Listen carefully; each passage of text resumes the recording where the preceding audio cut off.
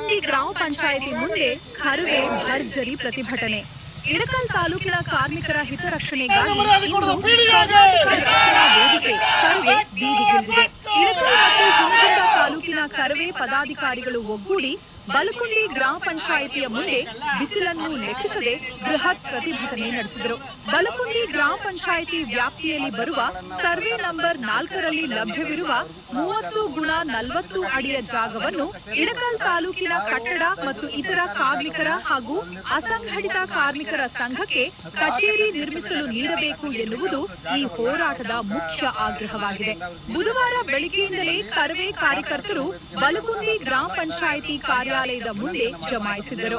ನೆತ್ತಿ ಸುಡುವ ಬಿಸಿಲಿದ್ದರೂ ಸಹ ಕಾರ್ಮಿಕರ ಹಕ್ಕಿಗಾಗಿ ಕಾರ್ಯಕರ್ತರು ಧರಣಿ ಕುರಿತು ಪಂಚಾಯತ್ ಆಡಳಿತದ ವಿರುದ್ಧ ಘೋಷಣೆಗಳನ್ನು ಕೂಗಿದರು. ಕಾರ್ಮಿಕರ ಸಂಘಕ್ಕೆ ಸ್ವಂತ ಜಾಗ ಸಿಗುವವರೆಗೂ ನಮ್ಮ ಹೋರಾಟ ನಿಲ್ಲದು ಎಂಬ ಎಚ್ಚರಿಕೆಯನ್ನು ನೀಡಿದರು. ಈ ಸಂದರ್ಭದಲ್ಲಿ ಅಶೋಕ ಪೂಜಾರಿ ಇಳಕಲ್ ತಾಲೂಕಾ ಅಧ್ಯಕ್ಷರು ಕರವೇ, ರೋಹಿತ್ ಬಾರಕೇರ ಹುನಗುಂದ ತಾಲೂಕಾ ಅಧ್ಯಕ್ಷರು ಕರವೇ, ಶೋಭಾ ಆರಕೇರ ಮಹಿಳಾ ಘಟಕದ ಅಧ್ಯಕ್ಷರು, ಮೌನೇಶ್ ಬಡಗೇರ ಕಾರ್ಮಿಕ ಘಟಕದ ಅಧ್ಯಕ್ಷರು, ಬಲನಗೌಡ ಗೌಡರ ಬಲಕುಂದಿ ಗ್ರಾಮ ಪಂಚಾಯತ್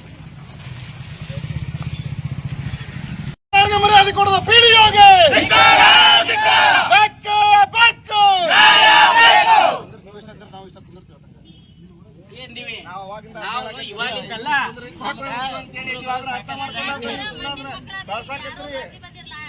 ಆ ಚರ್ಚೆಗಳನ್ನ ಅವ್ರ ಸರ್ಕಾರಕ್ಕೆ ತಲುಪಿಸ್ಲಿಕ್ಕೆ ಪತ್ರಗಳನ್ನ ಬರಲಿಕ್ಕೆ ಅವ್ರಿಗೂ ಕೂಡ ಅವ್ರದೇ ಆದಂತಹ ಒಂದು ಸ್ವಂತ ಕಚೇರಿ ಬೇಕಾಗಿದೆ.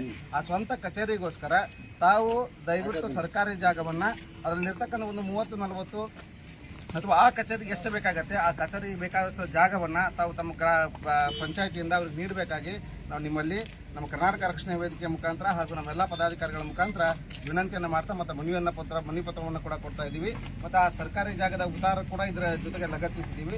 ದಯವಿಟ್ಟು ತಾವು ಅದನ್ನು ಆದಷ್ಟು ಬೇಗನೆ ಆ ಒಂದು ಕಟ್ಟಡ ಕಾರ್ಮಿಕರ ಸಂಘಕ್ಕೆ ಆ ಜಾಗವನ್ನು ಕೊಡಬೇಕಾಗಿ ತಮ್ಮಲ್ಲಿ ಮತ್ತೊಮ್ಮೆ ವಿನಂತಿಯನ್ನು ಮಾಡ್ಕೊಳ್ತೀವಿ.